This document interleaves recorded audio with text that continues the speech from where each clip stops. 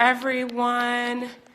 As always, let me know if the connection gets bad so we can readjust. I think it's just the world we live in the wireless, the Wi-Fi sometimes doesn't do what it's supposed to do. But wanted to say hello to everyone. Again, if there are connection problems, please make sure to let us know. So we have another edition tonight of the Fasting Work Girl Chat, and Doc Sarina just joined, so I'm going to connect so we can go together. Just a second while we connect. All right. All right. Hey, how are you? Good. How are you doing? Good. Good. So I will go ahead and introduce you to everyone, but just to give our lovely medical disclaimer, you're tuning in to another chat tonight. Tonight we're going to be discussing plant-based diet, and I have Dr. Pasricha with me, who's going to talk all about the microbiome and plant-based nutrition, but neither of us are your physicians. So the thing to remember is what we're going to discuss tonight is for informational purposes only. Before instituting any sort of major lifestyle change, in general, you should always speak with your primary care provider so that they can assess your individual medical condition and determine whether or not the information you're hearing today actually applies to your personal situation. So with that, I'm going to go ahead and read Dr. Pasricha's bio, and then we'll get into the chat. So she joins us tonight, and it's definitely a treat. She is a nationally recognized gastroenterologist. And for people who may be unfamiliar with what a gastroenterologist is, it is a physician basically who specializes in the digestive tract. So she definitely knows her stuff when it comes to talking about the microbiome and the interaction of what different foods have on our bodies far beyond our GI tract. She completed her undergraduate training in biological anthropology and nutrition from Harvard University. Dr. Pasricha attended Northwestern School of Medicine for medical school, and then she subsequently completed her residency and gastroenterology fellowship at the University of North Carolina, where she also received a master's in science and clinical research. She has published extensively in the most respected gastroenterology journals and has given more than 50 national presentations. In addition to receiving numerous teaching awards, she received prestigious awards from the Howard Hughes Medical Institute and the National Institutes of Health. Dr. Pasricha's research background allows her to use the best evidence-based medicine to educate her patients. She has a passion for gut health and the gut microbiome, and she believes that good gut health can be achieved through plant-based diet and holistic lifestyle. And you can follow her both on Instagram and Facebook at Doc Sarina. That's DOCSARINA. And so with that, I would like to say welcome. Thank you so much for joining us tonight. Thank you very much. That was a wonderful introduction, and it was very nice. Thank you so much. I'm so excited to be here. I love talking about diet, lifestyle, gut health, poop. So anytime anybody wants to hear about that, I'm happy to talk. Yes, well, and I'm glad that you're willing to talk with us because I think we don't understand a lot about it. And so it's something that is becoming more discussed. And so I think really to clear up some of it and learn how we can maybe support our gut health for maximal function. I think that that's key as we learn more about food as medicine and things like that. So for people who may be unfamiliar, I think let's just jump right into it. So we hear a lot now about plant-based nutrition, plant-based lifestyle, but what exactly is that? So does that mean I'm a vegan or vegetarian or add another Aryan? Like, what does that actually mean being plant-based? So I am a whole food, plant-based gastroenterologist. And what that means to me is that 90% of the food that I intake comes from fruits and vegetables. And I really try to minimize the amount of processed food that I'm eating and the refined sugars. The average American diet consists of about 60% processed food and refined sugars, 30% animal-based products, meat and dairy, and only 10% fruits and vegetables. So what I'm trying to do is switch that and reverse that equation and have 90% of my food be food that I cook at home, fresh food, fruits, vegetables, and things that I can make fresh. So that's what I do. Now, there are all these sorts of different categories: vegetarian, vegan, pescatarian, and they all do mean different things. But as a plant-based physician, mom, plant-based person, I think that eating as much fruits and vegetables as we can is the right thing. Yeah, no, and I think just hearing you say, 60% of the standard American diet comes from, processed foods. I mean, that's no wonder why we're having so many different health issues and things like that. There's an acronym for people who may not be familiar when we talk about the standard American diet. SAD is what it stands for. But if we think about it, that is kind of sad that the current, at least U.S. diet consists of maybe only 10% fruits and vegetables. That just doesn't seem like that leads to long-lasting health. Definitely not. And, this is something that's relatively new to me. As I am a practicing gastroenterologist and I'm a mom, I myself have started to do research about what's a good healthy diet for myself and my kids. And so this has kind of been a transition for me as well. I was fortunate to have a pretty healthy childhood, and my mom cooked really healthy food. But during my training, I was not healthy, and I ate a lot of processed foods, meat, dairy. I lived a very unhealthy lifestyle, and probably, to be honest, like the typical American, and probably like a lot of typical medical residents and fellows. And even though we are in this field of being physicians and we're in training to be doctors, my lifestyle was probably the worst at that time. Right. And so, this, I do want to emphasize, it's a lifestyle. It's not a diet. This is not something that any of us should be thinking about in a short-term way, but really long-term, what's best for our health. Right. No, and I think that you hit it right on the head. It's all of these things are lifestyle changes where we really need to find sustainable ways that we can live most days out of 365 days a year.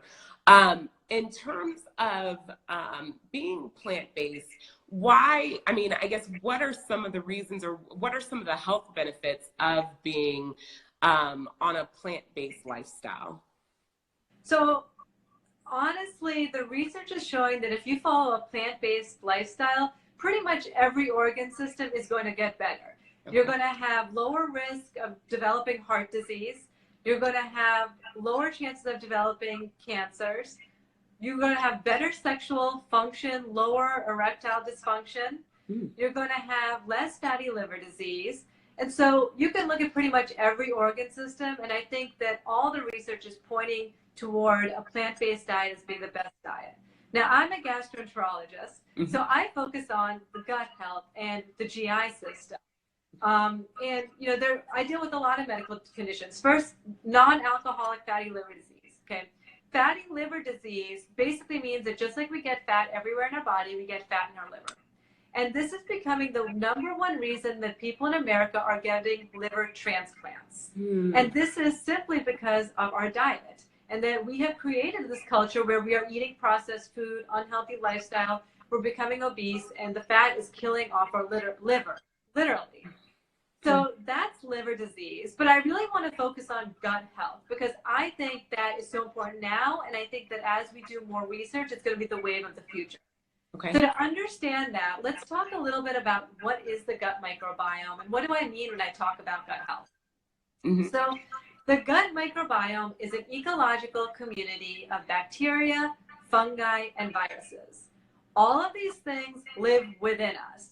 So I know kind of for most of us, when we think about those things, we don't think about it in a positive, happy way, like bacteria, like that's not a good thing. Like, but really, it's actually really important. And the gut bacteria that lives within us is what's making us healthy or not making us healthy. There are over 100 trillion gut bacteria living within our bodies. Wow. Okay, 100 trillion.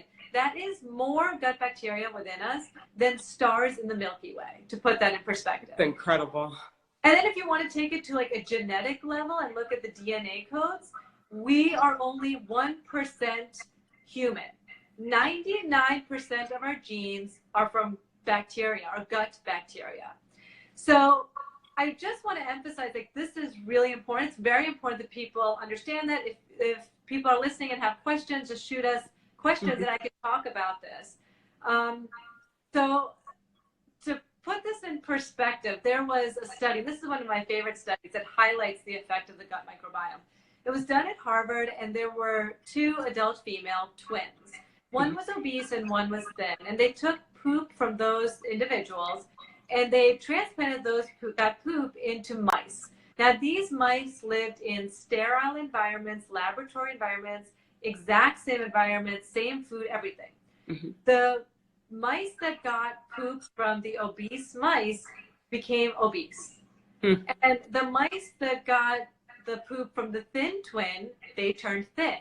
So that just highlights it. Everything else is the exact same. The only difference was their poop.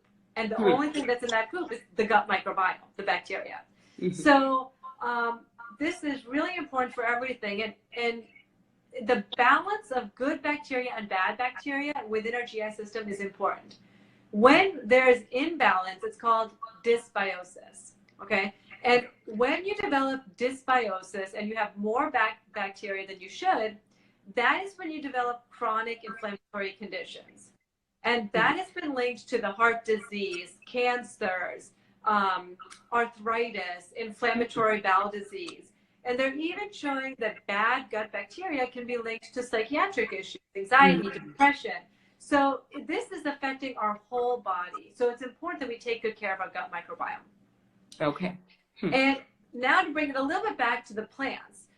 There is a researcher, Rob Knight, out of UC San Diego, and he has developed something called the American Gut Project.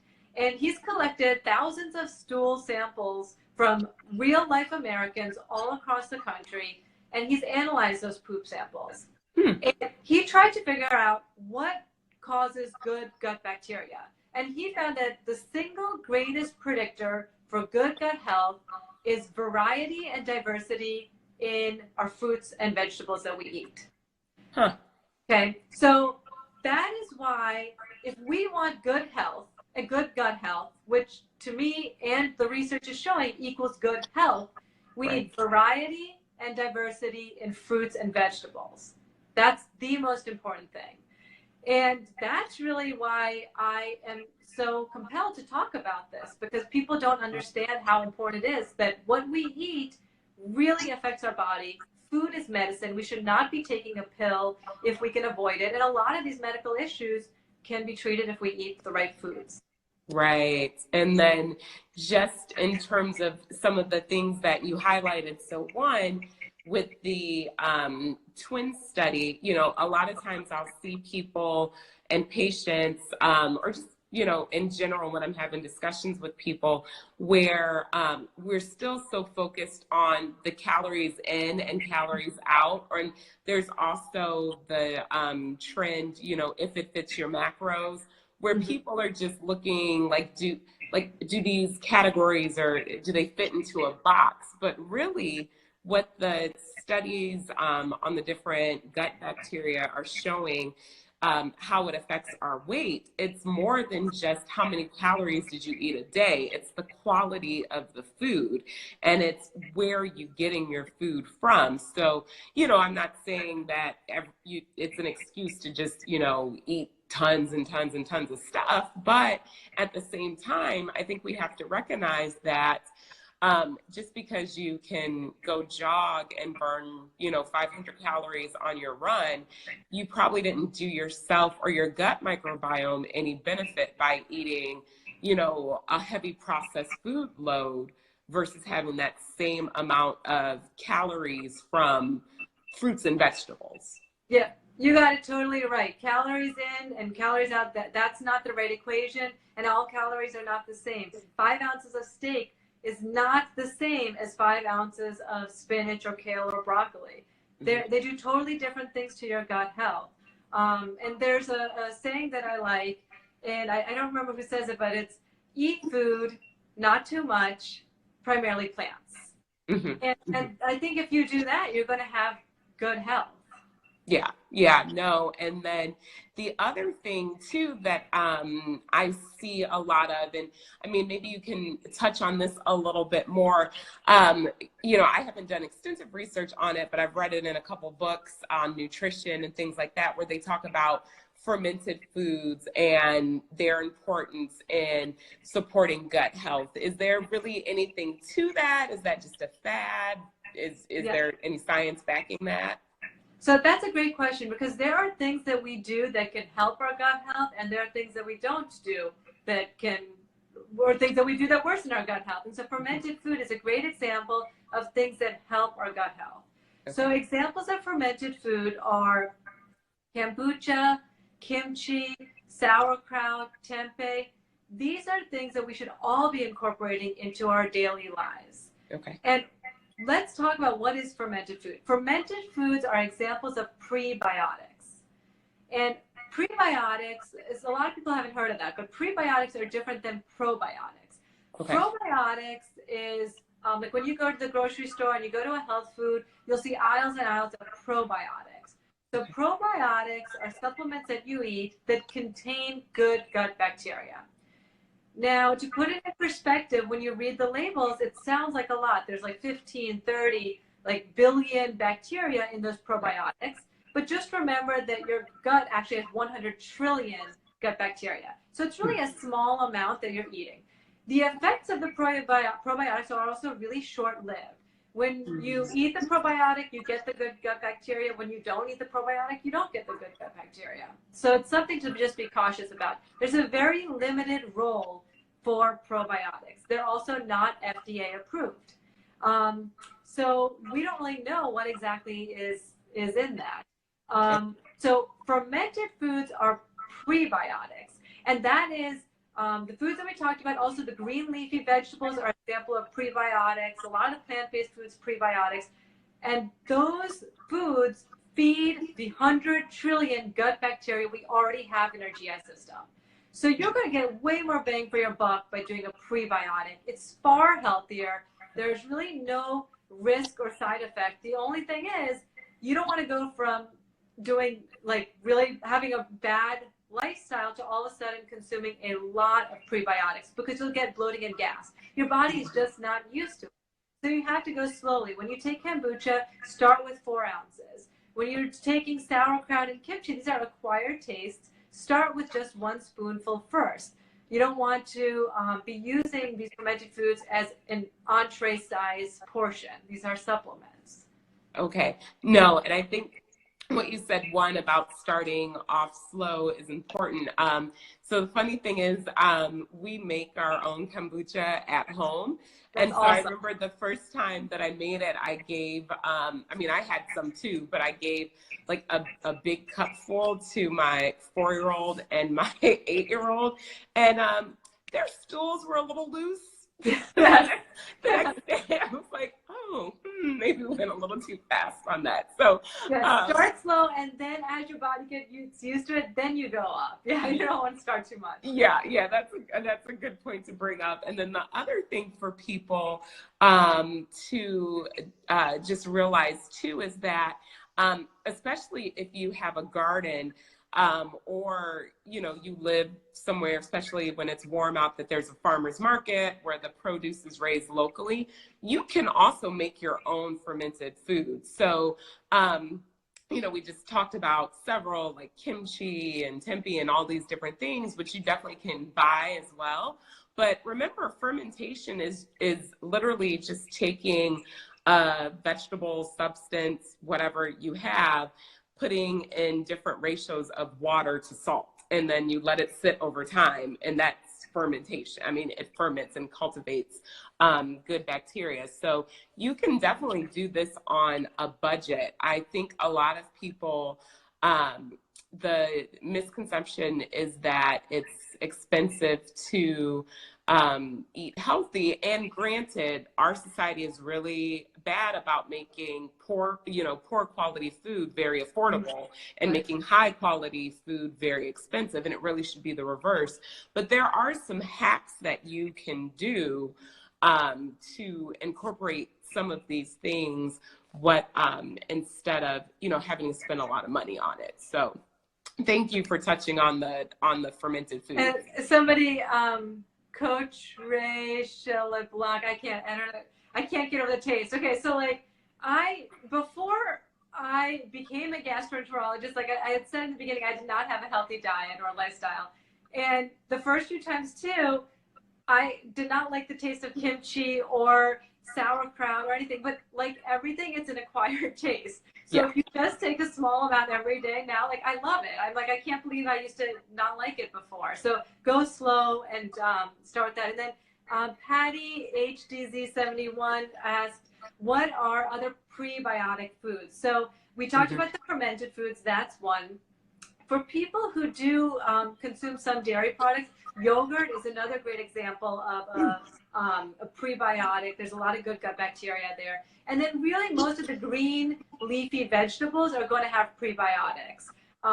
You're not going to find prebiotics in meat. So as long as you're doing a good job with your fruits and vegetables, you're going to get prebiotics. But the fermented foods are great. Actually, over 100 years ago, the Nobel Prize in Medicine was won. I can't remember his name, but it was won on this fermentation process. And they found that in the laboratories, fermentation made you live a longer life. And so the cells were living longer. So I think that's just probably the key for all of us. And the only thing we all really want is to live a longer, healthier, fulfilled life. And so it's cool that science, even 100 years ago, is showing it. Yeah, no. And then I don't know, someone else asked a question since we're on kind of the plant and the prebiotics. So it was Stefan son Mercedes asked, so I heard about the soil quality that grows plant food. So then should we only or mostly do organic foods? So there's something called the Dirty Dozen, and I would look that up, okay? The Dirty Dozen has the top 12 fruits and vegetables that have the most number of pesticides. So eating organic food can be very pricey, and I don't think all foods need to be organic, but I try to make sure that the foods on the Dirty Dozen that I eat in my household are organic. The number one food that has the most number of pesticides are strawberries. I know. So I refuse now to purchase strawberries that are not organic, which is very sad for me. So I do think that the soil quality does matter a lot. Now there are vegetables and fruits, usually those fruits and vegetables that have a thick layer, like bananas, I think avocado, cantaloupe, a thick layer, they don't need to be organic. So I tend to save my money by not buying those that are organic, but the Dirty Dozen I try to. And it just in terms of soil quality and food, and I think that's a great question, because the food that we eat does depend on the environment in which it was grown. So we've talked about some of the things that help our gut health by the fermented foods, the foods that we eat. I just want to take 1 second and just to share this fact, which I think is insane, is that 80% of antibiotics in the United States, 80% of antibiotics distributed and sold go to commercially farmed animals. Okay? I know. So it's so sad, because the animals that are being, that we are consuming, whoever eats meat, are loaded with antibiotics, because they're giving antibiotics to these animals to try and make them heavier and fatter so that people consume them. But people don't realize they are getting those antibiotics in that food. And antibiotics is one of the most harmful things that we can do to our gut health. Yeah. Now, sometimes we need to be on antibiotics. If we have a bacterial infection, antibiotics can save lives. They're very important, but we should not be taking them if we don't need to take them. And in our food products, we definitely do not need to be taking them. And we're eating them unbeknownst to us. Right. So that's just something to think about too. Yeah, and just along those lines, for people, if you are interested, like if you still eat meat, so I mean, our family, we do consume meat, but we're trying to move it so that it's not necessarily the staple at the main meals, and so that we're getting more plant-based. But you know, search around your local area. So like I'm in Kansas, so I'm lucky to be, you know, 45 minutes to an hour away from an actual true grass-fed, grass-finished beef farm that doesn't use antibiotics. Similarly, 30 minutes from us, there is a natural chicken, you know, there's a farm and they raise chickens. They don't use antibiotics or grain or anything in their chickens. So you can find these food sources, but it does take more work. And sometimes people say they're more expensive, and they typically are more expensive. But if we're looking at the fact that we don't necessarily need meat at every meal, then spending the money to purchase grass-fed, you know, grass-finished beef when you are going to eat it sparingly can also help. You know, it's going to be better for your health than buying conventionally raised meat with antibiotics and things of that nature. But certainly trying, whether it's grass-fed or, you know, conventionally raised, I think the key is that I'm hearing is still minimizing your consumption of animal products and moving more in favor towards plant-based nutrition. Correct. Yes. Okay. And then Coach Ray Shelley Blanc, who had asked the question before about, I think, different fermented foods, she said she loves kimchi, but kombucha not so much. So, I mean, I don't know what your opinion is. My opinion of that is that you don't have to consume like every fermented food under the sun. So if you like kimchi, just do kimchi. Don't force yourself to drink kombucha, right? And even with kimchi, there's so much variety. You can get like kimchi comes in so many different, like you can get radishes, you can get carrots, so it's all different products. So yeah, just stick with what works for you. You don't need to be eating them all. You don't need to be doing them all every day. But if you can, at least do one type of fermented food in a day, that's good. And then Patty asked, I heard pickles. Is that true? Yeah, so pickles are good. Yeah, pickles are good. But I would tell me this. So I know like you can do pickles that are like naturally fermented pickles, but then you can also do vinegar pickles, which I would assume like if it's in the vinegar, that may not have as many probiotics, but I'm not sure. I'm not exactly sure about that. Okay. So I think back to you, yeah.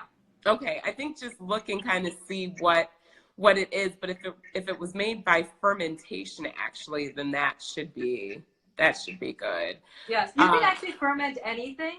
So anything that's fermented is good. Yes, yeah. So that's, I mean, and those are some of the things, like I said, you can do around the house. It's really easy. There's a book called The Art of Fermentation, and then there's another book called Fiery Ferment. So for anyone who wants to try to get into it, it's very easy.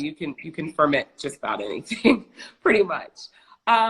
In terms of questions, so, you know, I wanted to get into just a couple misconceptions. So things that I hear people talk about with plant-based nutrition, they worry about vitamin deficiencies. So are there certain vitamins that people should be aware of or monitor for if you're on a plant-based diet? So let's be real. Many Americans, when we eat an unhealthy diet, we have vitamin micronutrient deficiencies.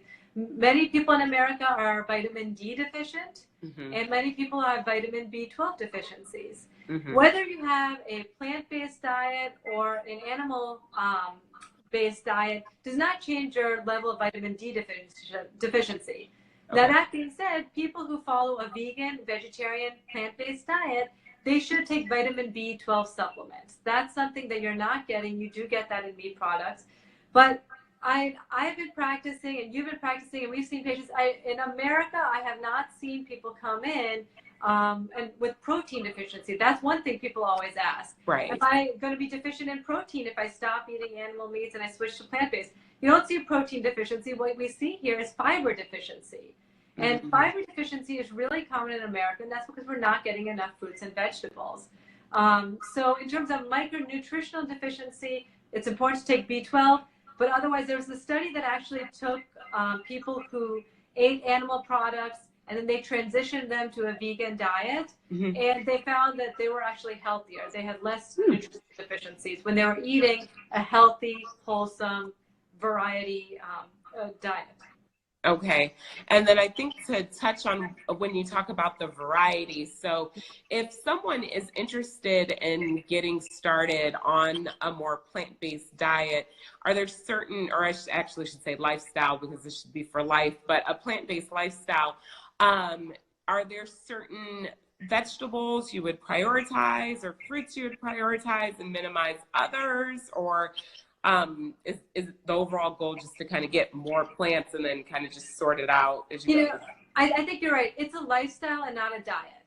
So first and foremost, everybody has to start where they're at, okay? And then they need to take slow, steady steps toward more of a plant-based diet. So I don't want anybody to do anything extreme. Right. And so start small and start easy. So for example, one thing that I do now is I make smoothies every morning. And in my smoothies, I incorporate spinach, kale, broccoli, banana, berries, all sorts of things. So I'm getting a variety of fruits and vegetables that way.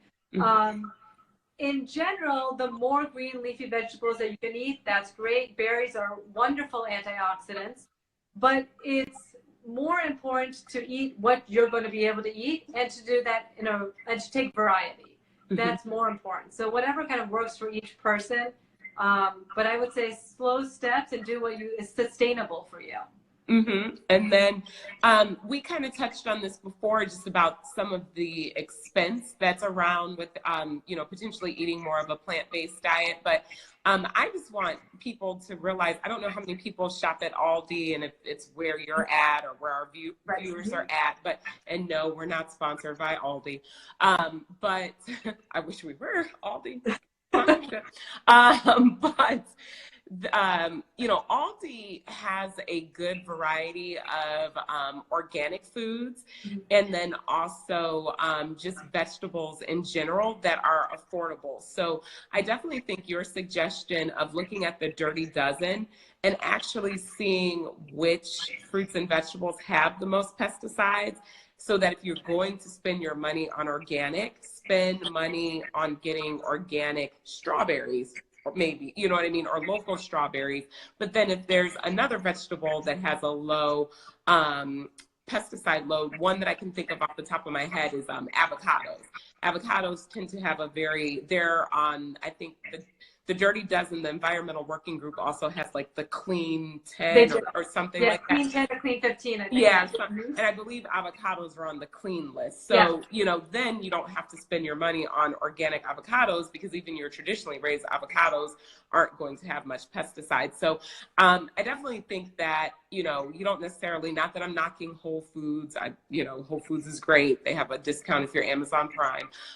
But you don't have to shop at those stores. You can shop at other stores and try to make it more affordable, so that you are more likely to be able to afford a variety of different plant-based foods.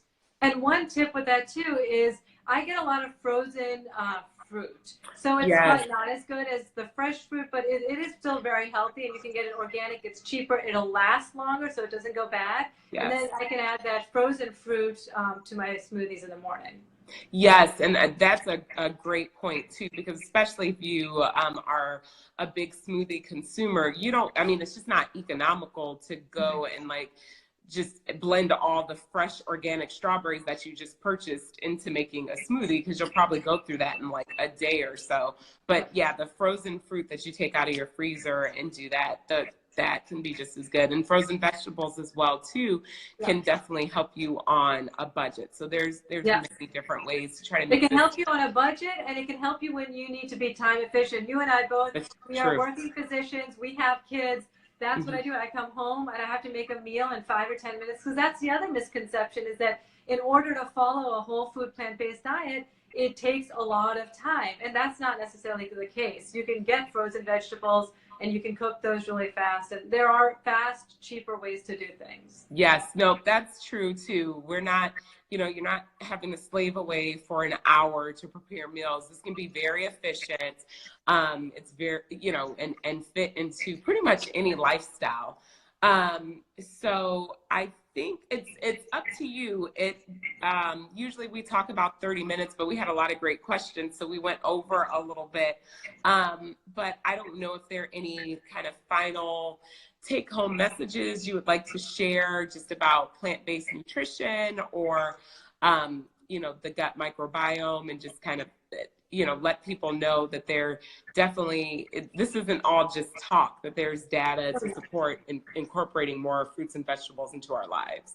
Okay, so there was another study that was done out of Harvard, and it looked to see when we make changes in our diet, how quickly do we see those changes in our gut microbiome? Because that's the other thing too. Some people say, well, I've, eaten unhealthy for 15, 20 years, like I've already done the damage. And that's not true.